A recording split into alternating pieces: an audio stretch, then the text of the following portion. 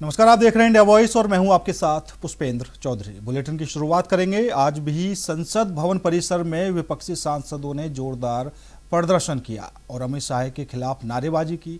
विपक्ष लगातार संसद मार्च के दौरान हुए लाठीचार्ज का मुद्दा उठाकर अमित शाह को घेर रहा है, तो वहीं केंद्र सरकार का कहना है कि विपक्ष अपने मुद्दे बदल रहा है। लोकसभा की कार्यवाही भी लगातार हंगामे के बाद स्थगित हो रही है।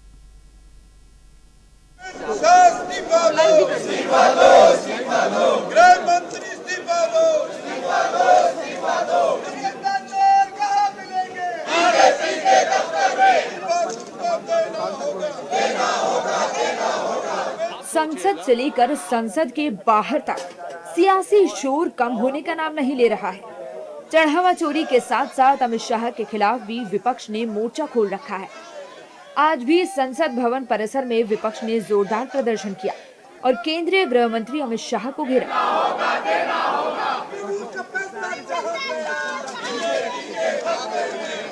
संसद मार्च के दौरान छात्रों पर लाठीचार्ज का मुद्दा उठाकर विपक्ष अमित शाह को घेर रहा है। विपक्ष का कहना है कि सरकार को सदन में जवाब देना चाहिए। 2 हफ्ते हो गए, तीसरा हफ्ता शुरू हो गया, अभी तक देश के प्राइम मिनिस्टर और होम मिनिस्टर दोनों भी सदन में नहीं आ रहे, दोनों भी सदन में जवाब नहीं दे रहे।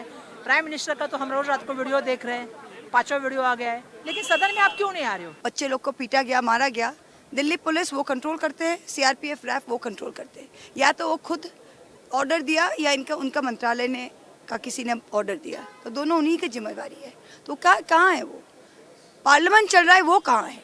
उनको अंदर होना चाहिए और जवाब देना चाहिए। इससे जो पिछला सेशन था, बजट सेशन से पहले, वो भी पूरा वॉश आउट हुआ था और इसलिए हुआ कि एसआईआर पे सरकार से जवाब मांगा जाए, सरकार ने जवाब नहीं दिया।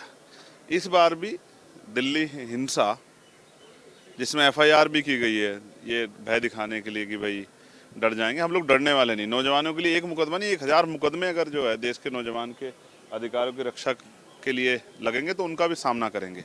वहीं लोकसभा की कार्यवाही लगातार हंगामे के बाद स्थगित हो रही है। स्थगित की जाती है। जहां कांग्रेस के कई सांसद विरोध प्रदर्शन कर रहे हैं, वहीं लोकसभा नहीं चलने से शशि थरूर निराश हैं। You all know that for several years now, for a dozen years at least, I've been saying that we need to use Parliament. It's a big asset for the opposition. We get to question ministers. We get to actually have an opportunity to raise our constituency issues, other national issues, 0 hour, Rule 377. जिस संसद में जनता के मुद्दे उठने चाहिए, वहां सिर्फ सियासी शोर है। केंद्र सरकार का कहना है कि विपक्ष अपने मुद्दे बदल रहा है। संसद का अपमान इस तरह से सुनियोजित तरह से करना, इस पवित्र प्रांगण का, लोकतंत्र के इस मंदिर का करना निश्चित रूप से दुर्भाग्यपूर्ण है। देखिए, विपक्ष अब अपने मुद्दे बदल रहा है। शुरू के दिनों में नीट को लेकर के जो हंगामा किया था, उस पर माननीय प्रधानमंत्री जी ने उसमें सीबीआई को जांच दी है, इन्वेस्टिगेशन हो रहा है, लोग जेल जा रहे हैं, बेल नहीं हो रही है, फास्ट ट्रैक कोर्ट के लिए उसमें प्रावधान कर दिया गया है। लाठीचार्ज से लेकर चढ़ावा चोरी तक का मुद्दा उठाकर विपक्ष सरकार को घेर रहा है। संसद के बाहर प्रदर्शन और शब्दों के बाण चला रहा है। लेकिन सवाल यही है कि संसद में आखिर कब तक शोर सुनाई देगा? जनता के मुद्दे। राम मंदिर चढ़ावा चोरी पर सियासी शोर कम होने का नाम नहीं ले रहा है। आज फिर विपक्षी सांसदों ने संसद परिसर में विरोध प्रदर्शन किया। सपा सांसद डिंपल यादव का दावा है कि हजारों करोड़ का घोटाला है, तो वहीं बीजेपी भी जोरदार पलटवार कर रही है। बीजेपी सांसद साक्षी महाराज का कहना है कि विपक्ष के पास कोई एजेंडा नहीं है। चढ़ावा चोरी पर संसद में विपक्ष का हंगामा देखने को मिला।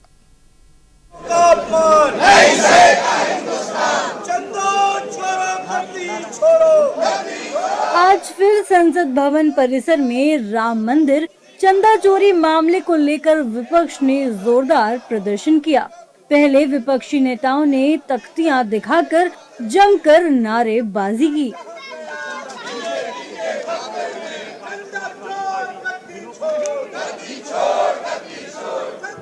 इसके बाद दान पात्र पर माला चढ़ाकर सपा के सांसद जमीन पर बैठे। दान पात्र में चढ़ावा चढ़ाया गया और फिर गिनती हुई। सपा ने प्रदर्शन के जरिए बीजेपी सरकार को घेरने की कोशिश की। विपक्ष के कई सांसद लगातार चढ़ावा चोरी पर बीजेपी को घेर रहे हैं और सवाल उठा रहे हैं।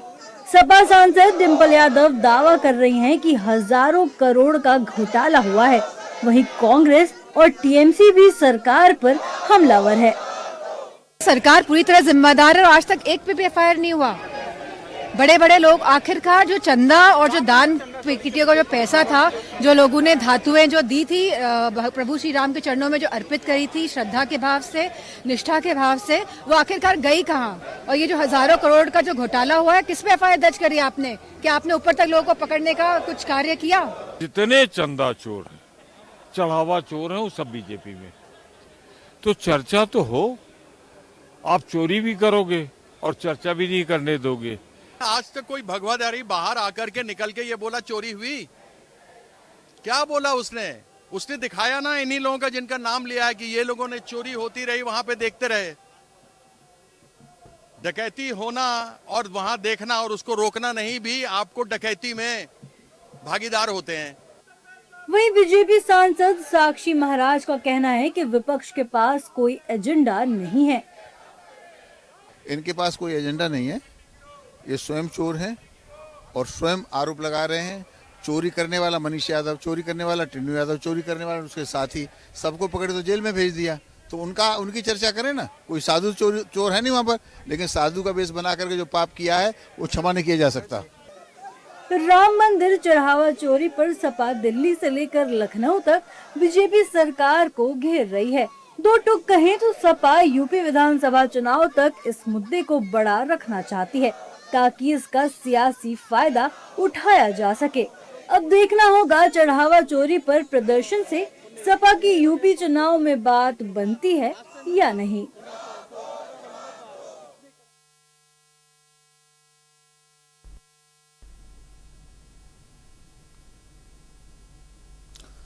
यूपी विधानसभा के मानसून सत्र के पहले ही दिन जोरदार सियासी हंगामा देखने को मिला। समाजवादी पार्टी और कांग्रेस ने राम मंदिर चढ़ावा चोरी, नीट पेपर लीक, किसानों और युवाओं के मुद्दों को लेकर योगी सरकार के खिलाफ विधानसभा के बाहर प्रदर्शन किया। चंदा चोर गद्दी छोड़ के नारे लगे।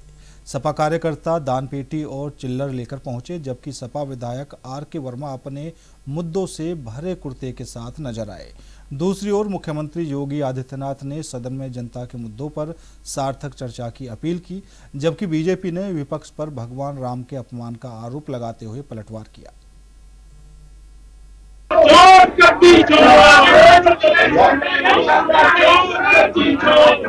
यूपी विधानसभा के मॉनसून सत्र की शुरुआत आज हंगामे से हुई। सदन की कार्यवाही शुरू होने से पहले ही विधानसभा के बाहर विपक्ष ने मोर्चा खोल दिया। समाजवादी पार्टी और कांग्रेस के विधायक हाथों में पोस्टर लेकर पहुंचे।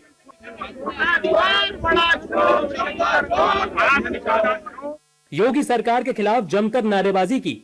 राम मंदिर चढ़ावा चोरी और नीट पेपर लीक को लेकर बीजेपी सरकार पर हमला बोला।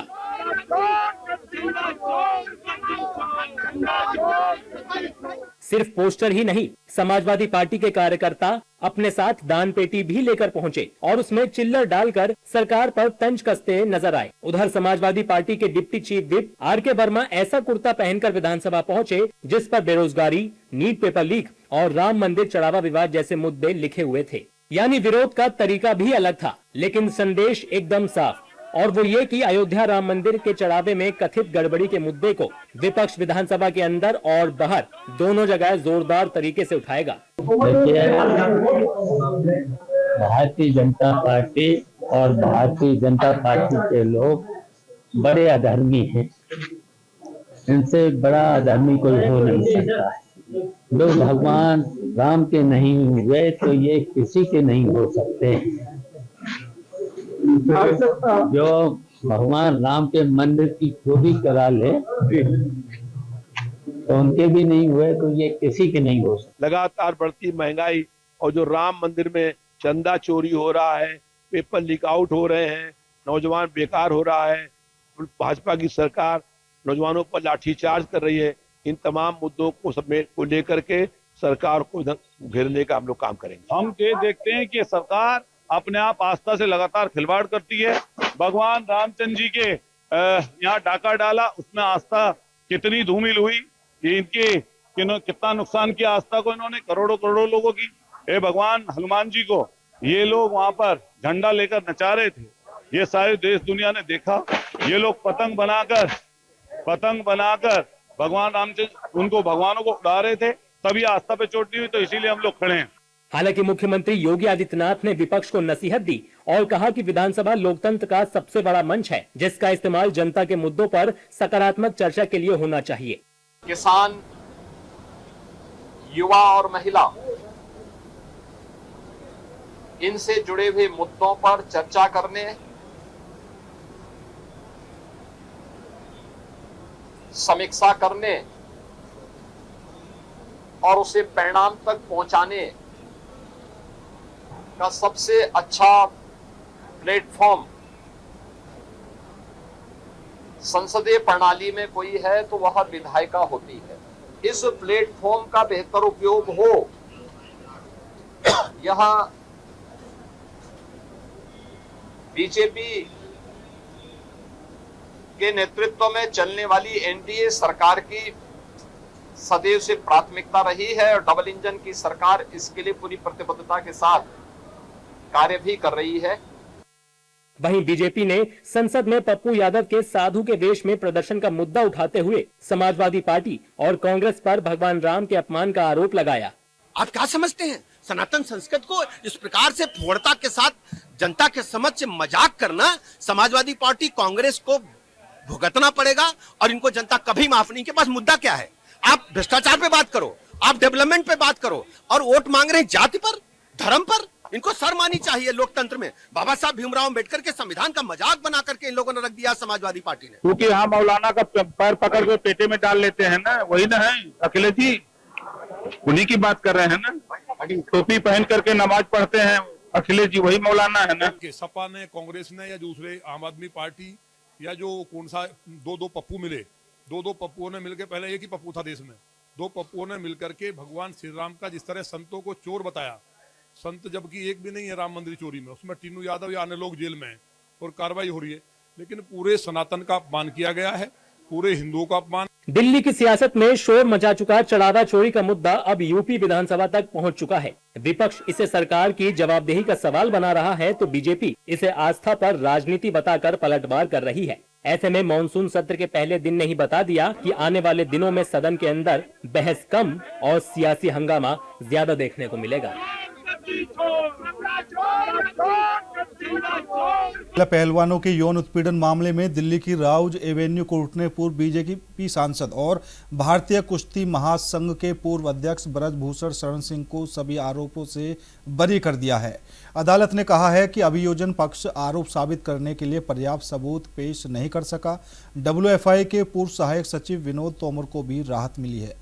इस मामले की शुरुआत 2023 में जंतर मंतर पर पहलवानों के विरोध प्रदर्शन से हुई थी। अब इस फैसले के बाद ब्रजभूषण की राजनीतिक वापसी और डब्ल्यूएफआई में संभावित भूमिका को लेकर चर्चाएं तेज हो गई हैं।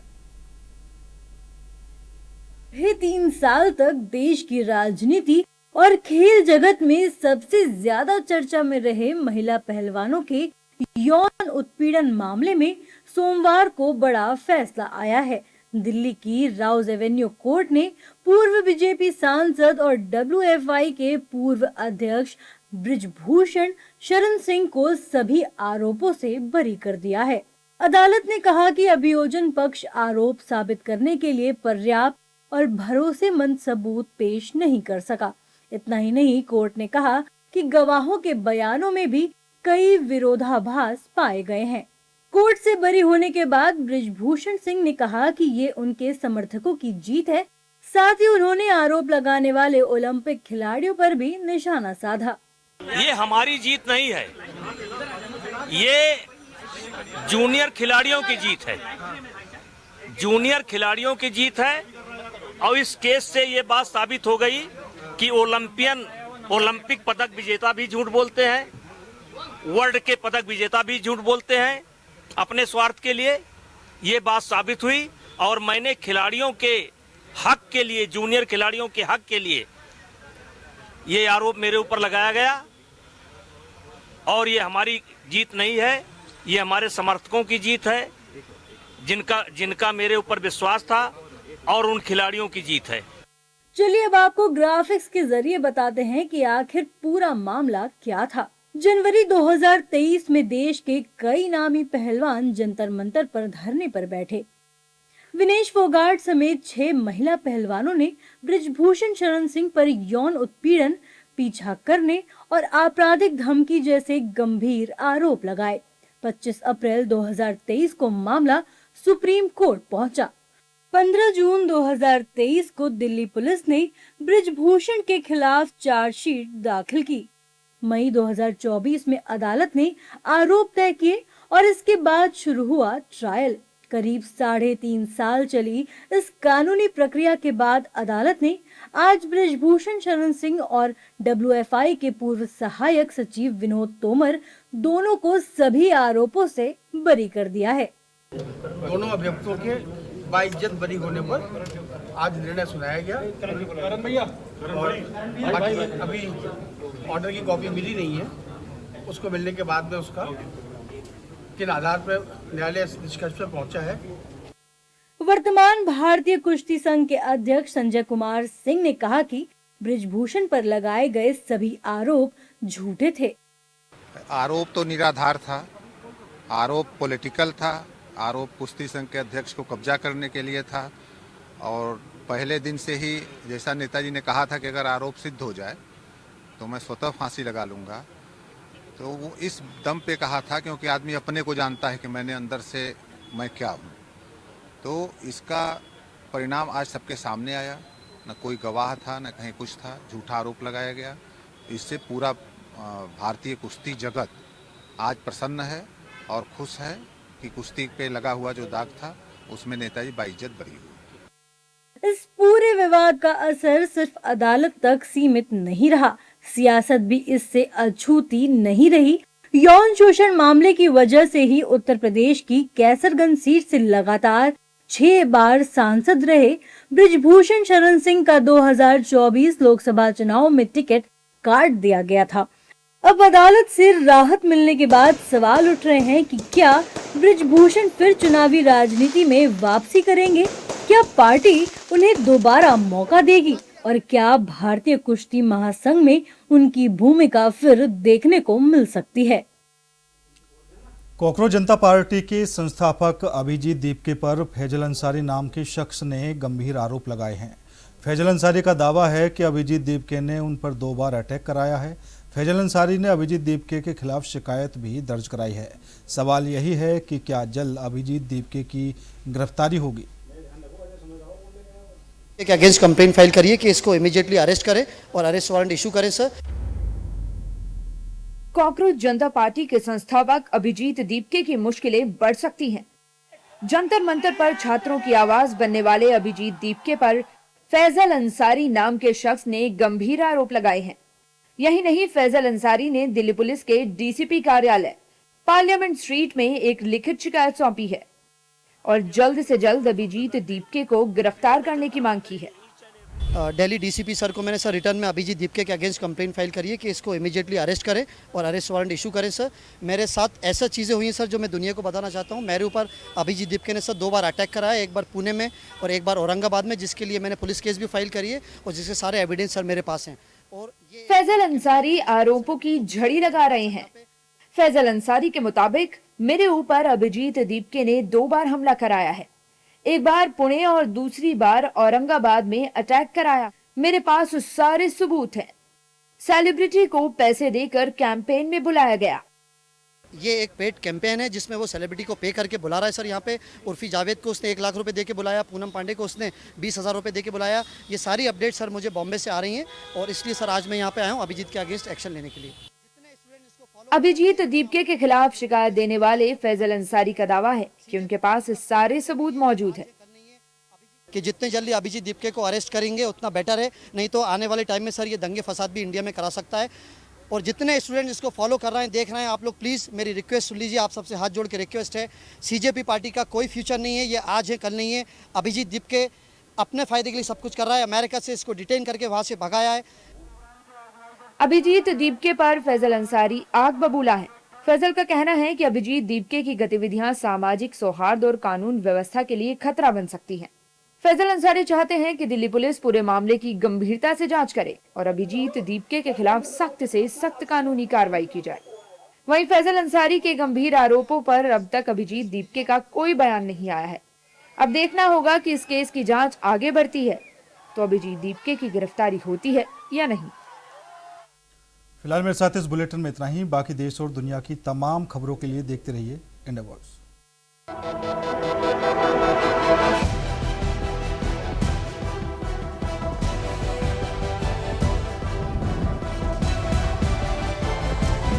इंडिया वॉइस, आपकी सोच, आपकी आवाज।